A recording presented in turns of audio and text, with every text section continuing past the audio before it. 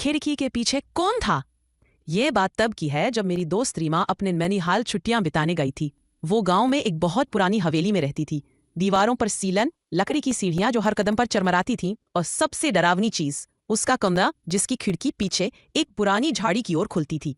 रीमा ने मुझे बताया था कि पहले दिन सब अच्छा लगा, खेत, नदी, गांव की ठंडी हवा। लेकिन तीसरी रात से सब कुछ बदल गया। तीसरी रात तकरीबन 2 बजे रीमा की आंख खुली। उसे लगा कि खिड़की के पास कोई चल रहा है, जैसे कोई उसका नाम लेकर धीरे धीरे खटखटा रहा हो। रीमा, रीमा। वो धीरे से उठी। पर्दे के पीछे से एक लंबी परछाई दिखी। कोई स्त्री सफेद कपड़े में बिल्कुल शांत खड़ी थी। उसने अपनी छोटी बहन निधि को जगाया। दोनों बहनों ने मिलकर देखा, परछाई अब भी वही थी, पर उसका चेहरा धुंध में भी साफ नजर आ रहा था। पीला, सूखा हुआ चेहरा और आंखें जो सीधे रीमा को घूर रही थी। डर के मारे उन्होंने दरवाजा बंद कर लिया और माँ को जगाने दौड़ी। जब माँ और नानी आई तो वहां कोई नहीं था। सुबह रीमा ने सब कुछ दादी को बताया। दादी बहुत देर तक चुप रही।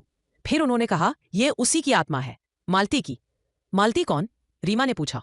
दादी की आंखों में आंसू आ गए। मेरी छोटी बहन, इस हवेली की सबसे हंसमुख लड़की, जिसने एक दिन अचानक इसी खिड़की से कूदकर अपनी जान दे दी। मालती बेहद खुशमिजाज थी, लेकिन घरवालों ने उसकी शादी जबरदस्ती तय कर दी थी, एक बूढ़े आदमी से। वो विरोध करती रही, मगर किसी ने उसकी नहीं सुनी। शादी से एक रात पहले मालती ने खिड़की से छलांग लगा दी, और जब लोग भागकर नीचे पहुंचे तो उसका चेहरा शांत था, जैसे वो सजा से मुक्त हो चुकी हो। उसके बाद हर साल गर्मियों में लोगों ने खिड़की के बाहर एक औरत को खड़े देखा, सफेद साड़ी में। उसकी आंखें जैसे किसी को ढूंढ रही हो, शायद इंसान या कोई जिसे वो आखिरी बार देखना चाहती थी।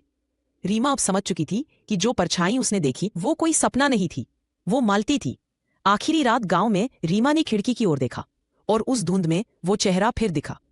लेकिन इस बार मालती ने कुछ कहा नहीं, बस एक छोटी सी मुस्कान दी और फिर हमेशा के लिए चली गई। अगर ये कहानी आपको अच्छी लगी हो तो वीडियो को लाइक जरूर करें, और ऐसी ही डरावनी और सच्ची घटनाओं के लिए सब्सक्राइब करना मत भूलना।